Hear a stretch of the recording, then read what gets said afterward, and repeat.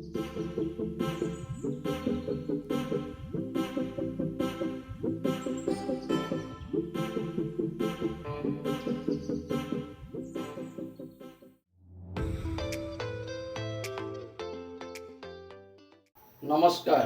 স্বাগত কিটচনলৈ স্বাগতম জনাই আজি এটা অন্য ৰেচিপি লৈ আপোনালোকৰ মাজলৈ আহিছোঁ। ৰেচিপিটো হৈছে চিকেন দম বিৰিয়ানী। চিকেন দম বিৰিয়ানী কেনেকৈ বনাব লাগে মই আপোনালোকক আজি দেখুৱাম। আমি প্ৰথমতে লৈ ল'লোঁ 600 গ্ৰাম চাউল। এই 600 গ্ৰাম চাউল যেতিয়ালৈকে চাফা পানী নোলায় তেতিয়ালৈকে ধুনীয়াকৈ ধুই ল'ব, আৰু ধুওঁতে সদায় এইটো চাউলটো লাহে লাহে আপোনালোকে লাৰি ধুব, নহ'লে চাউলটো ভাঙি যাব পাৰে।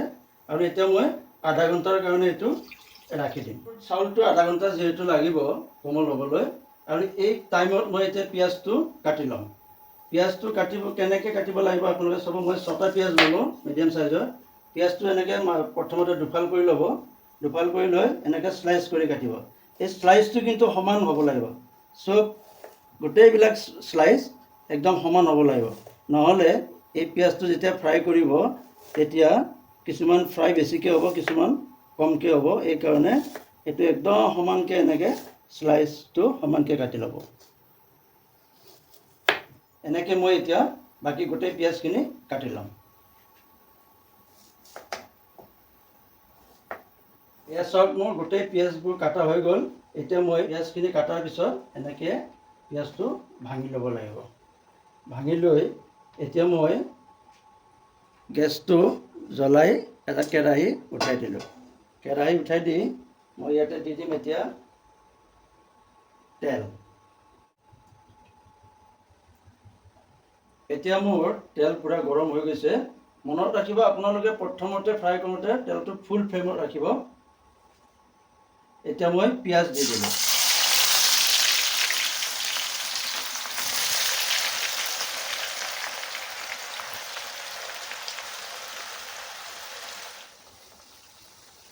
এয়া মোৰ পিঁয়াজ ভজা হৈ গ'ল।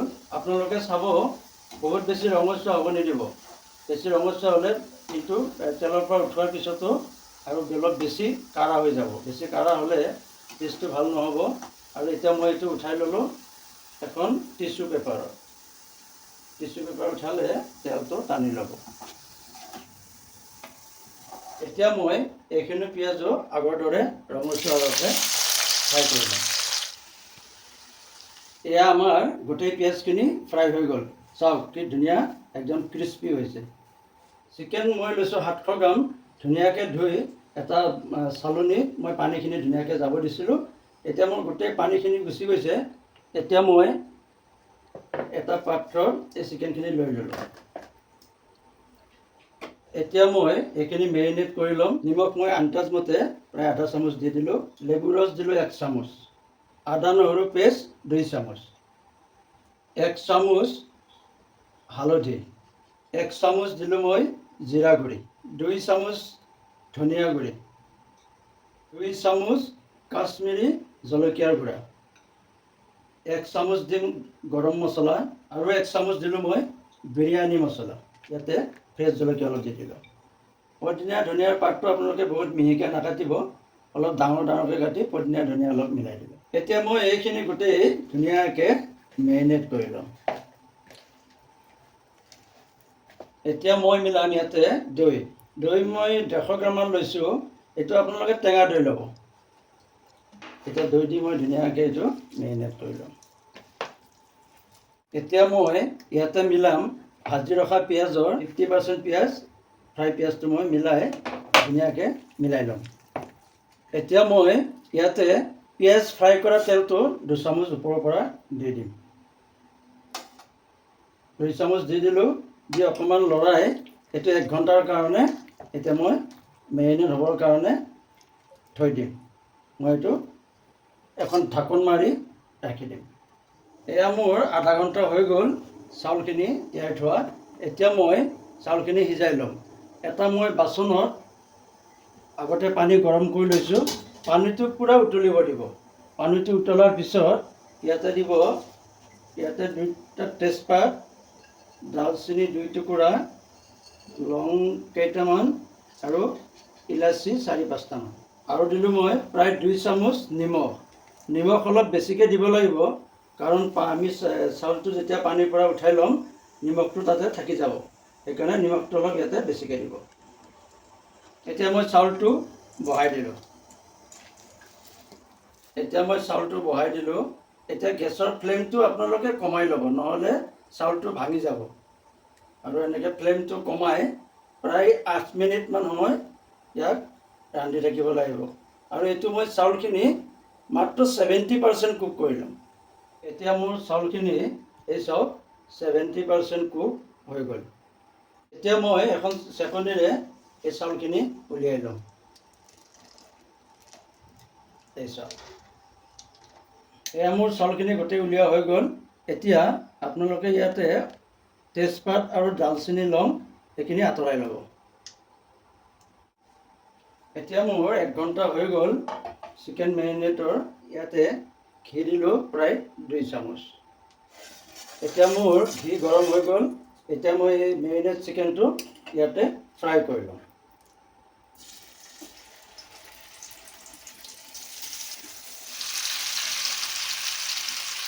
এয়া মই ফ্ৰাই কৰি আছোঁ। এতিয়া চাওক তেলটো কি ধুনীয়াকৈ এৰি দিছে।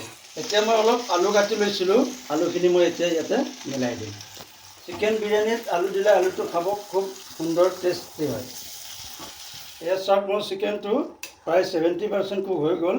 এতিয়া মই গেছৰ ফ্লেমটো অফ কৰি দিম। আপোনালোকে মনত ৰাখিব চিকেনটো সদায় ল' ফ্লেমত মানে মিডিয়াম ফ্লেমত বনাব, কাৰণ ইয়াতে দৈ দিয়া থাকে। এতিয়া মই এটা সান্দি বহাই দিলোঁ। সান্দিটোৰ প্ৰথমতে তলত মই এটা লেয়াৰ এই ভাতটো দি দিম। আপোনালোকে হাতেৰে মিলাব পাৰে, নহ'লে চামুচেৰে মিলাব পাৰে। এটা লেয়াৰ মই ভাত দি দিলোঁ। তাৰপিছত ফ্ৰাই কৰা পিঁয়াজটো মই ইয়াতে অলপ দি দিলোঁ। ধনিয়া আৰু পদিনা কাটি থোৱা ইয়াতে অলপ ওপৰত দি দিলোঁ। তাৰপিছতে দিম মই চিকেন।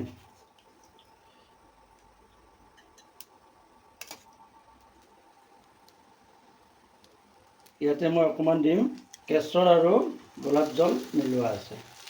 মই ইয়াৰে ওপৰত আকৌ বাকী থকা ভাতখিনি এতিয়া দি দিম।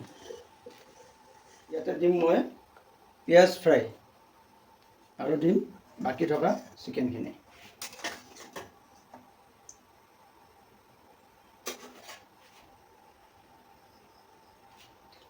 এতিয়া মই বাকী থকা মাংসখিনি দি দিলোঁ। আৰু এতিয়া ইয়াতে মই অলপ দিম ধনিয়া আৰু পদিনাৰ পাত। গাৰ্নিছ কৰি দি দিলোঁ ওপৰৰ পৰা। এতিয়া ইয়াতে ওপৰৰ পৰা দিম অলপ কেশৰৰ পানী, মিলালে ধুনীয়া এটা সুন্দৰ গোন্ধ আহে। বাকী থকা ভাতখিনি মই ওপৰত দি দিম। এতিয়া চাওক মোৰ গোটেই ভাতখিনি দিয়া হৈ গ'ল। ধনিয়া আৰু পদিনাৰ পাতটো দি দিম। তাৰপিছতে দি দিম পিঁয়াজ ফ্ৰাই। গ্ৰেভিখিনি এইটো মিলাই দিম।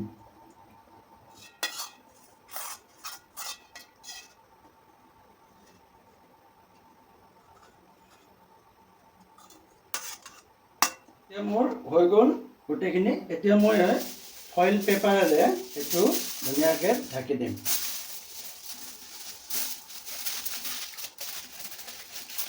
এতিয়া মই ফইল পেপাৰ দি এইটো ধুনীয়াকৈ ঢাকি দিলোঁ। ইয়াতে এখন টাৱা বহাই দিম।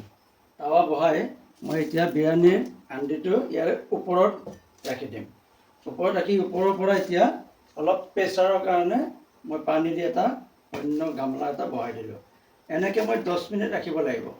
10-15 মিনিট ৰখাৰ পিছত আমাৰ গোটেই চিকেন আৰু ভাতৰ যিটো মানে 20-30% হ'ব আছিলে সেইটো ধুনীয়াকৈ হৈ যাব।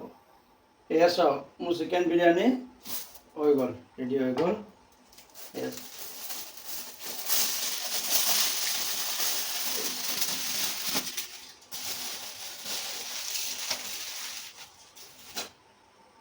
চাওক কি সুন্দৰ কালাৰ আহিছে।